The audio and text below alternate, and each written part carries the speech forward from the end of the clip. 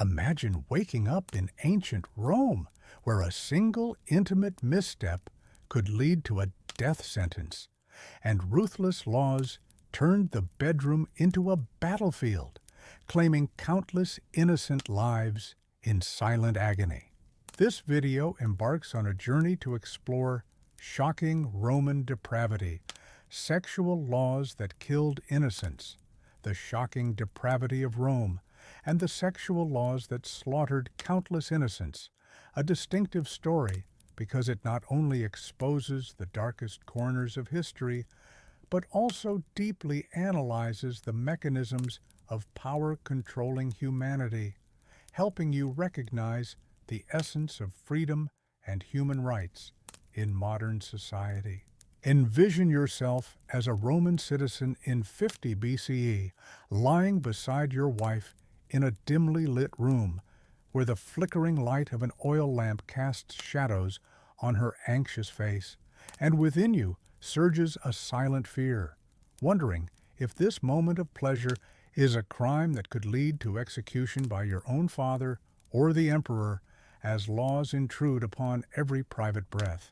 By watching this video to the end, you will not only uncover hidden historical truths, but also derive profound lessons about power abuse, gender inequality, and the strength of resistance, enabling you to identify and combat similar forms of control in today's world, from legislation to societal prejudices. Do not take your eyes off the screen, for these secrets not only killed ancient Romans, but may awaken your awareness of the shadows of power still lingering, forever changing how you live and perceive freedom. The secret rule of dominance in Roman sexuality. Imagine yourself as a male Roman citizen where a single, passive sexual gesture could strip you of honor, citizenship, and even your life, turning the bedroom into a deadly battlefield of power and prejudice. Continuing the journey to uncover the shocking depravity of Rome through sexual laws that killed countless innocents, we begin with the rule of dominance, a principle of control that underpinned a ruthless social system where men had to prove strength through sexuality to survive.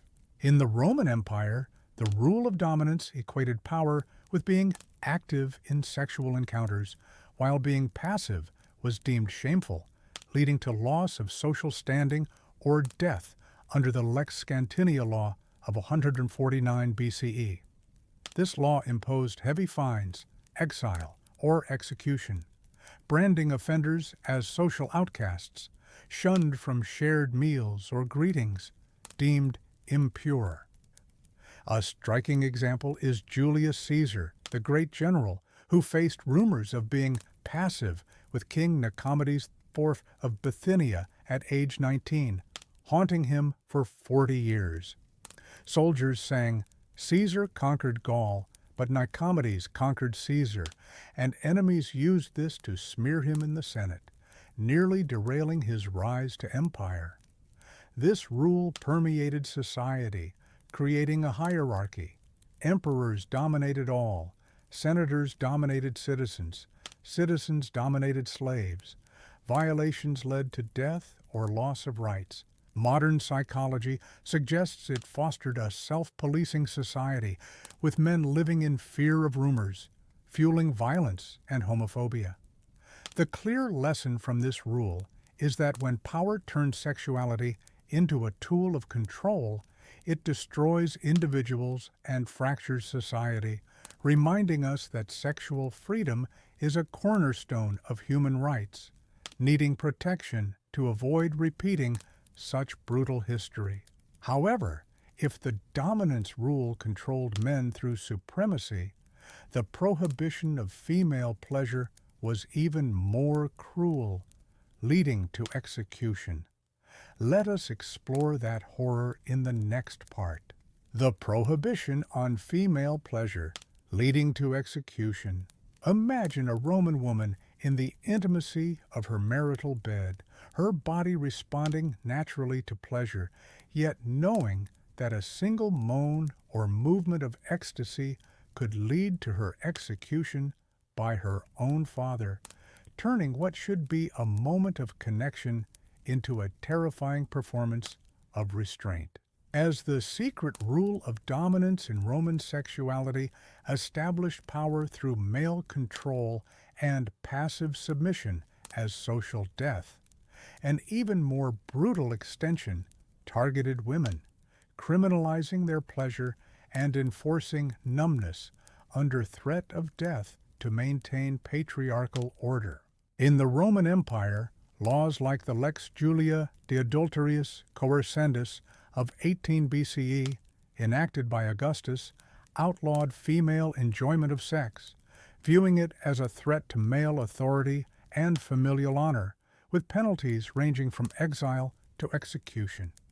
This legislation stemmed from fears that women's desire could undermine the state's moral fabric, associating it with hysteria or divine disfavor, leading to treatments that poisoned or tortured them into compliance. A chilling example is Julia the Elder, Augustus's own daughter, who was exiled to a barren island for life after rumors of her enthusiastic participation in intimate encounters at parties. Despite being married and a mother of 5, her excessive enjoyment was deemed adultery against imperial standards, with Augustus declaring her burial outside the family tomb as punishment for impure passion, destroying her life and serving as a warning to Roman matrons. Women were taught to lie still, suppress responses, and dissociate, biting tongues or reciting household lists to avoid accusations, as medical texts by Cyranus and Galen claimed female arousal caused wandering uterus or madness, prescribing ice baths, lead potions, or bloodletting that often led to infertility or death. This system extended to all classes. Noble wives faced divorce and disinheritance if flushed in conversation with men, while slaves endured forced numbness to please owners. Psychologically, it fostered generational trauma, with mothers warning daughters that pleasure equated to betrayal, leading to widespread dissociation where women viewed their bodies as enemies. Socially, it reinforced Rome's conquest mentality, where male dominance in the bedroom mirrored military victories. But female agency was treasonous. The hypocrisy was stark. Men boasted conquests in the Senate, yet women died for natural responses, creating a culture where intimacy was warfare, not partnership. The clear lesson from this prohibition is that criminalizing natural human responses under the guise of morality perpetuates gender inequality and psychological harm, reminding us that true societal progress requires embracing mutual pleasure and consent to dismantle oppressive controls over bodies. However, if the ban on female pleasure enforced deadly restraint, the fate of Vestal virgins elevated purity to a death cult. Let us uncover that horrifying system in the next part. The Vestal virgins and the punishment of being buried alive. Imagine yourself as a young Roman girl, selected at age 6 for sacred service, where a single moment of human weakness could condemn you to a slow death in darkness, buried alive in an underground tomb while the city above celebrates your sacrifice to the gods. As the prohibition on female pleasure enforced deadly restraint and turned women's bodies into battlegrounds of control, an even more terrifying institution elevated purity to a cult of death, where the Vestal virgins faced unimaginable horrors for any breach of chastity. In the Roman Empire, the Vestal virgins were elite priestesses chosen from noble families between ages 6 and 10, sworn to 30 years of absolute chastity to maintain Vesta's sacred flame, symbolizing Rome's eternal security. This role granted them unparalleled privileges, owning property, vetoing executions, and traveling freely, but at the cost of total isolation from normal human experiences, enforced by a system of surveillance and terror. If accused of impurity, the punishment was burial alive in the Campus Sceleratus, a ritual designed to preserve their sacred blood while ensuring prolonged agony. The process was meticulously orchestrated. The condemned Vestal was dressed as a bride, bound in a closed litter to muffle cries, paraded through silent streets where citizens were forbidden to speak or look away, then lowered into a sealed chamber equipped with a bed, lamp, and minimal food, enough to prolong suffering but not sustain life, allowing authorities to claim they did not kill her, merely left her to divine judgment. She would claw at the earthen walls in darkness, suffocating over days from lack of air or starvation. A documented case is that of Cornelia under Emperor Domitian in 83 AD.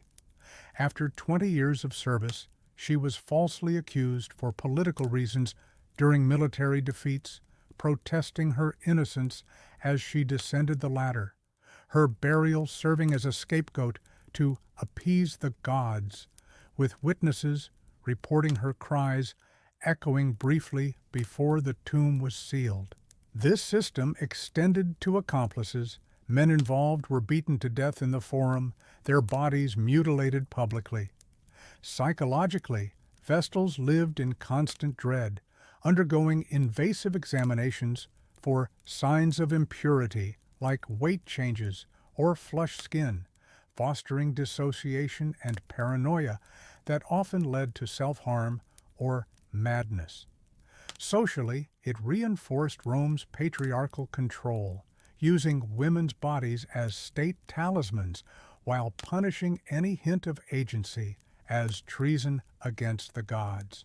The clear lesson from the Vestal Virgin's fate is that intertwining religious dogma with state power can justify unimaginable cruelty, reminding us that protecting individual freedoms from institutional overreach is essential to preventing the weaponization of faith against the vulnerable.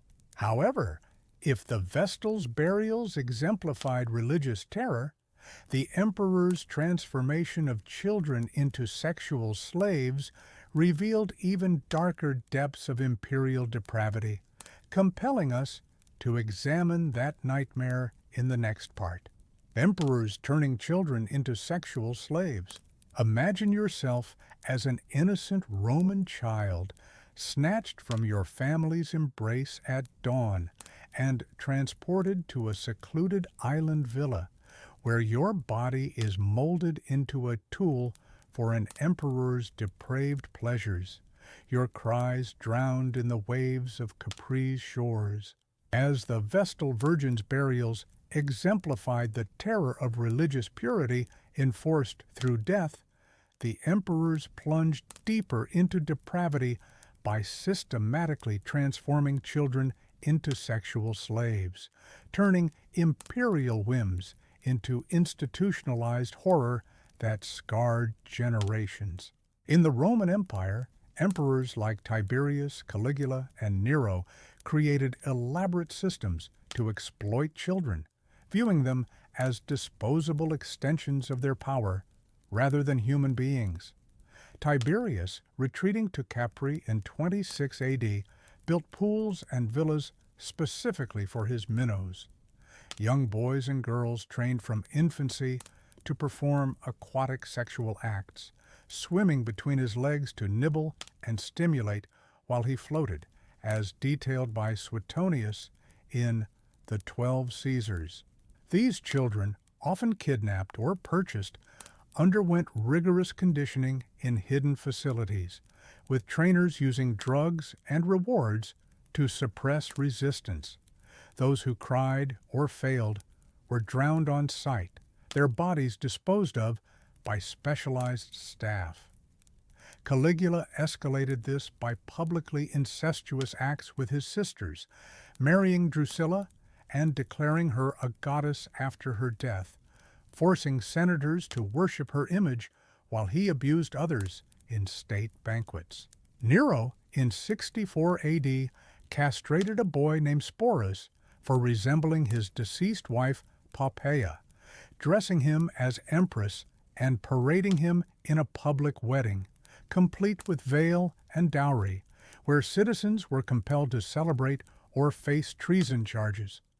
These acts were supported by infrastructure, procurement networks spanning provinces, medical teams administering stimulants like mercury-based potions for compliance, and accountants logging theatrical supplies as euphemisms for child victims. Psychologically, survivors developed severe dissociation, unable to form normal relationships, while the system normalized abuse, with parents sometimes offering children for favor.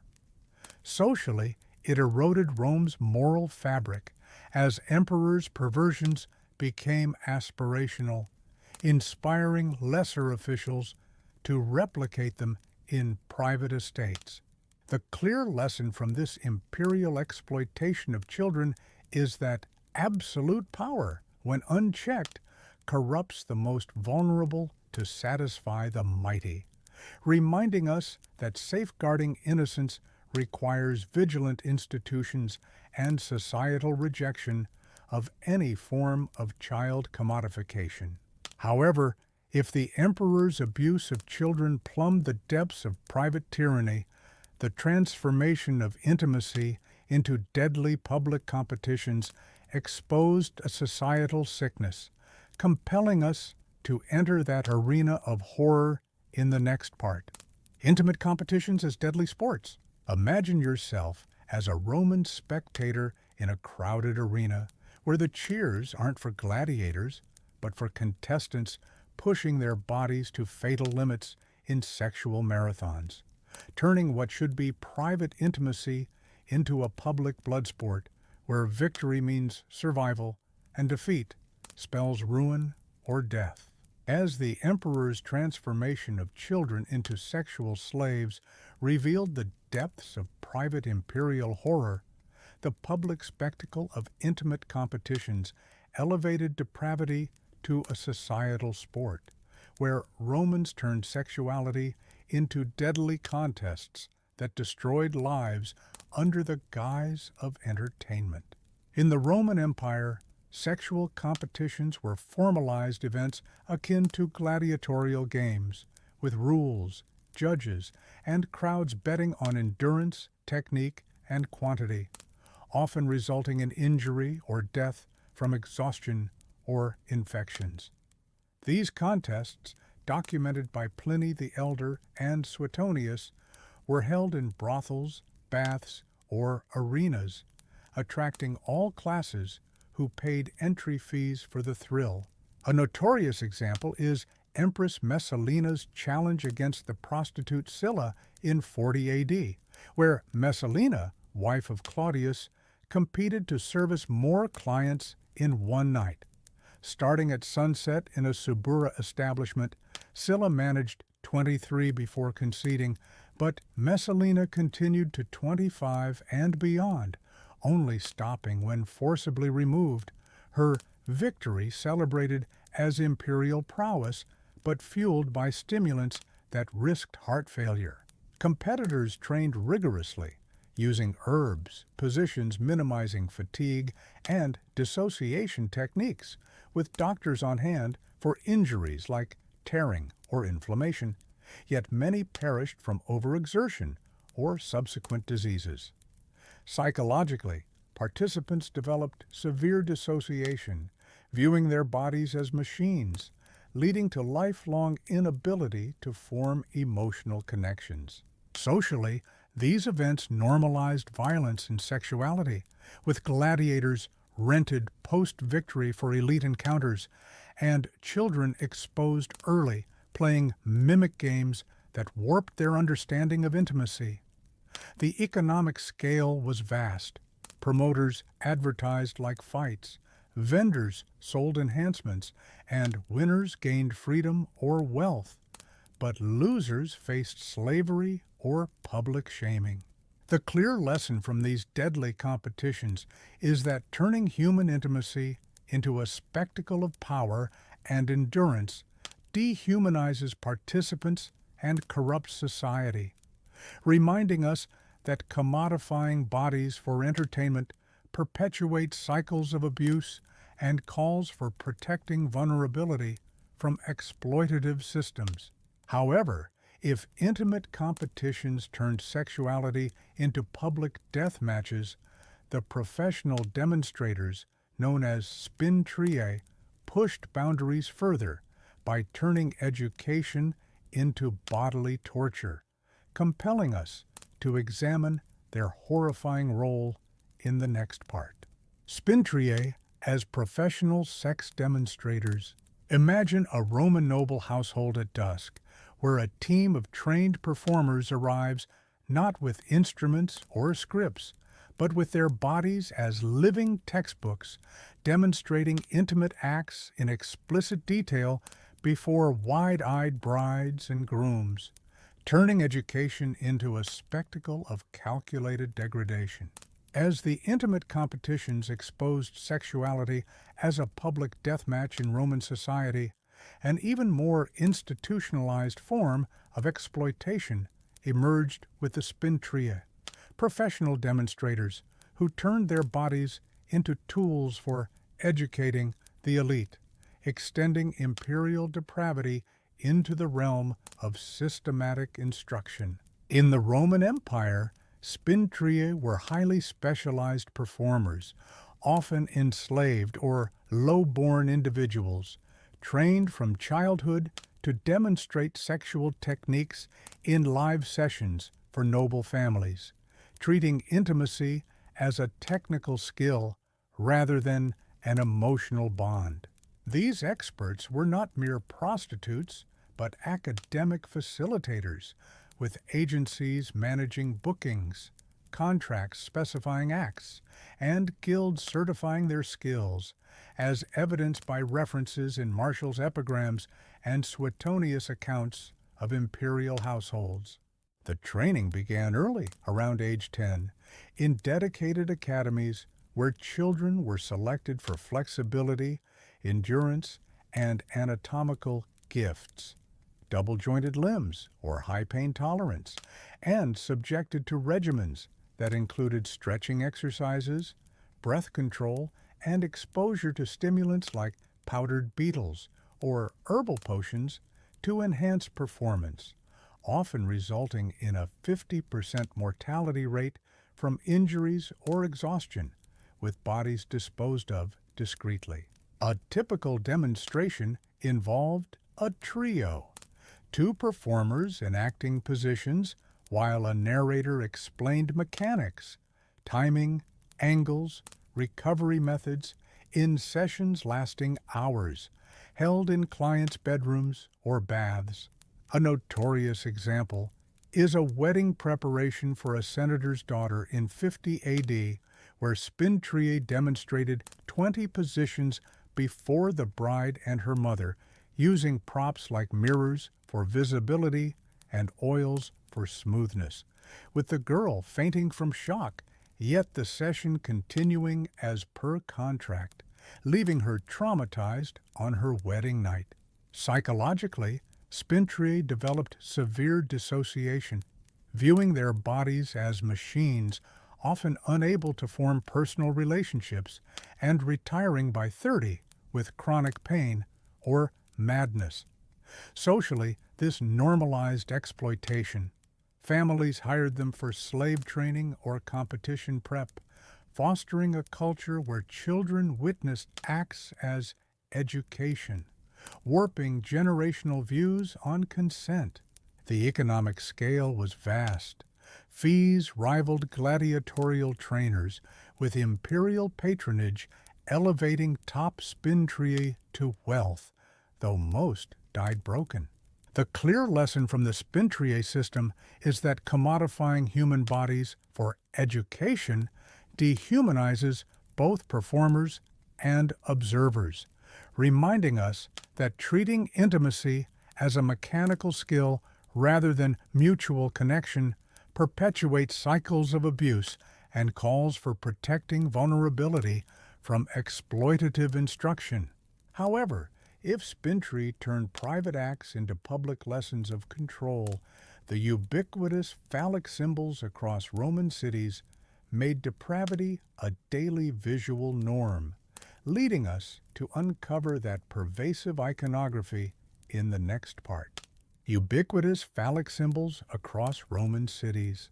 Envision yourself wandering the bustling streets of ancient Rome, where every corner and doorway thrusts forth massive stone folly as commonplace as signposts, their explicit forms not hidden in shame, but celebrated as protectors of empire, embedding sexual dominance into the very architecture of daily life. As the Spintria turned intimate education into a horrifying industry of bodily exploitation, Rome's obsession with sexuality manifested even more publicly through ubiquitous phallic symbols that saturated urban landscapes, transforming the city itself into a monument to dominance and turning everyday spaces into constant reminders of imperial perversion. In the Roman Empire, phallic symbols were not mere vulgarities, but integral elements of religious, protective, and cultural life, carved into streets, homes, temples, and military structures to ward off evil and affirm male potency as the foundation of societal order. Archaeological evidence from Pompeii alone reveals over 40 stone phalli embedded in walls and pavements, often at child height and worn smooth from ritual touching for luck, serving as directional markers to brothels. The larger the symbol, the higher the establishment's quality. These were practical tools. In Via dell'Abbondanza, a bakery featured phallic molds for bread and a prepuce statue guarding the ovens, with inscriptions boasting prices and specialties, blending commerce with symbolism. Temples dedicated to Priapus displayed enormous wooden phalli paraded during festivals like Liberalia, where matrons crowned them with flowers and children sang praises, normalizing explicit imagery as divine protection against the evil eye. Military frontiers like Hadrian's Wall incorporated phallic carvings every few hundred meters to terrify enemies, while soldiers wore fascina amulets into battle. Homes featured Priapus statues in gardens, some mechanical with moving parts spraying water, turning private spaces into displays of virility.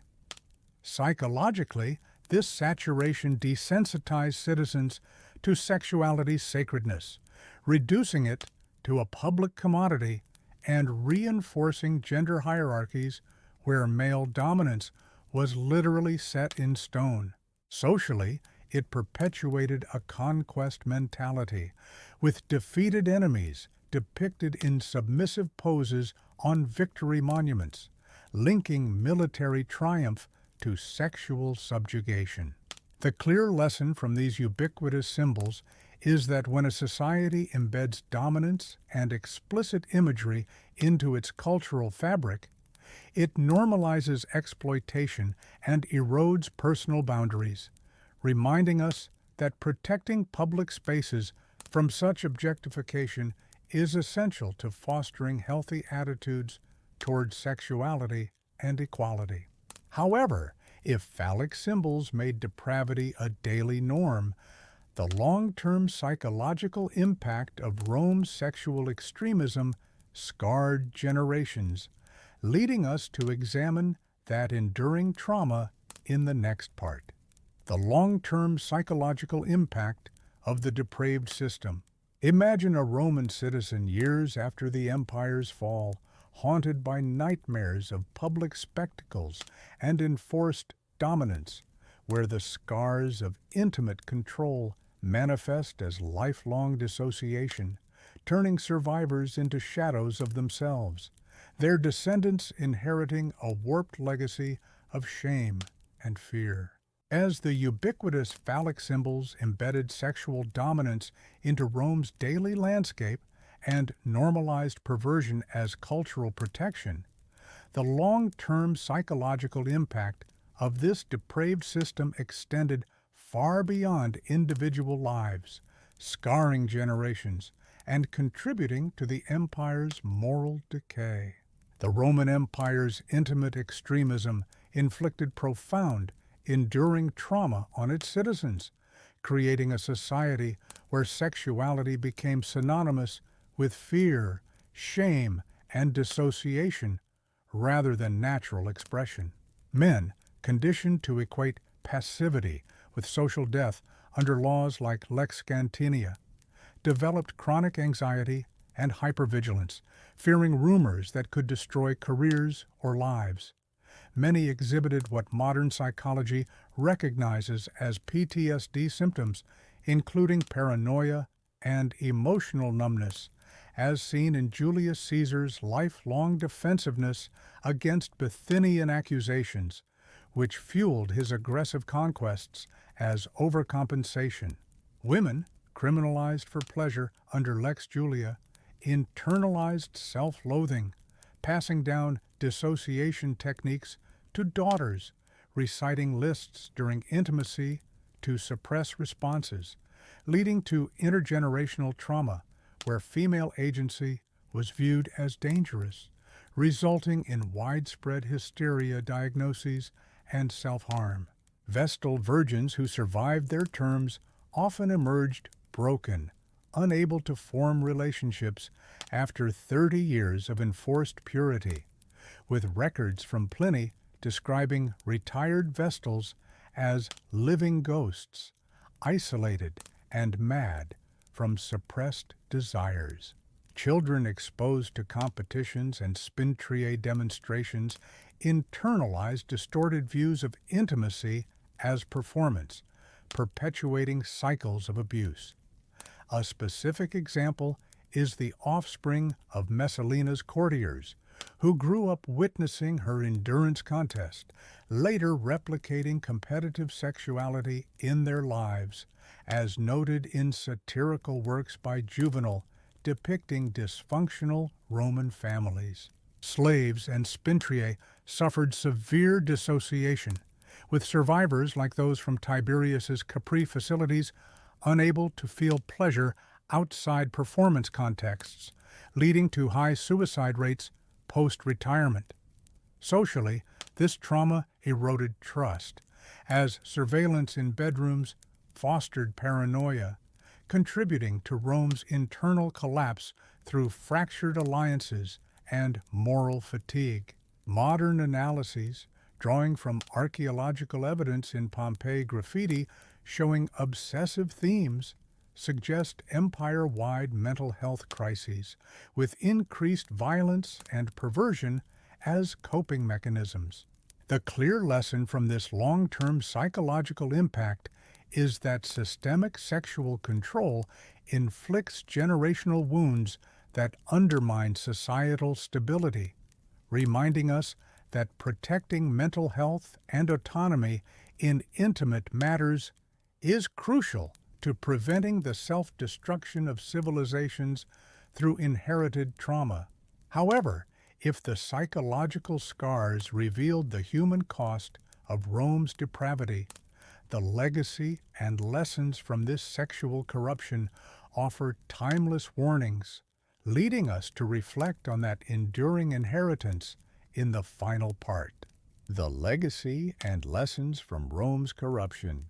Imagine the crumbling ruins of Rome, where echoes of imperial orgies and buried screams linger in the stones, a haunting reminder that the empire's fall was not from external barbarians, but from the internal rot of sexual depravity that poisoned its soul across centuries.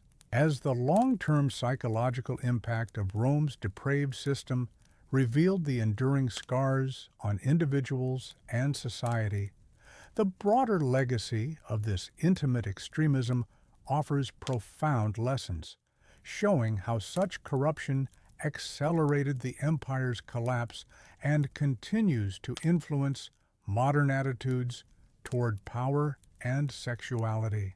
The Roman Empire's intimate horrors left an indelible mark on Western civilization, with laws like Lex Scantinia and Lex Julia embedding shame and dominance into cultural DNA, influencing everything from medieval chastity belts to Victorian prudery. Historians like Edward Gibbon in The Decline and Fall of the Roman Empire argue that sexual decadence weakened moral fiber, as emperors' perversions drained treasuries, funding Spintria academies and competitions, while eroding public trust. By the 5th century AD, widespread dissociation and family breakdowns contributed to social fragmentation, making Rome vulnerable to invasions.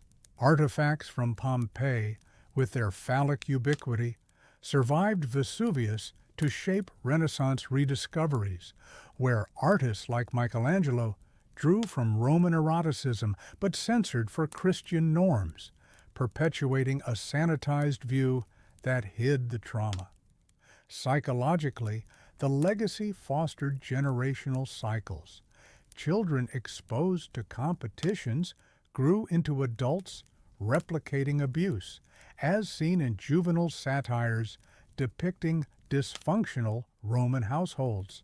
A specific example is the post-Nero era, where Emperor Vespasian attempted reforms by closing some facilities, but the ingrained culture persisted, with later emperors like Commodus reviving extremes, accelerating decline, as citizens lost faith in a system that prioritized imperial lust over governance. In modern times, echoes appear in power abuses, like scandals involving leaders exploiting subordinates, or cultural obsessions with performance in pornography, tracing back to Roman competitions. Feminist scholars, such as those analyzing Vestal punishments, highlight how female subjugation foreshadowed patriarchal controls in Christianity. This legacy warns that unchecked sexual power imbalances erode empires from within, as Rome's fall in 476 AD demonstrated, with barbarian sacks succeeding because internal moral decay had already hollowed the society. The clear lesson from Rome's corruption is that societies built on sexual control and exploitation sow the seeds of their own destruction, reminding us that safeguarding consent, equality, and human dignity in intimate matters is essential to preventing the moral rot that topples civilizations. In concluding this exploration of shocking Roman depravity and the sexual laws that killed innocents, we reflect on how these horrors illuminate the fragility of power unchecked by humanity. From dominance hierarchies that ruined lives to imperial abuses that scarred generations, Rome's legacy serves as a stark warning. Intimacy weaponized destroys not just individuals, but empires. Thank you for joining this journey. May it inspire vigilance against modern echoes of such tyranny, fostering a world where sexuality empowers rather than enslaves.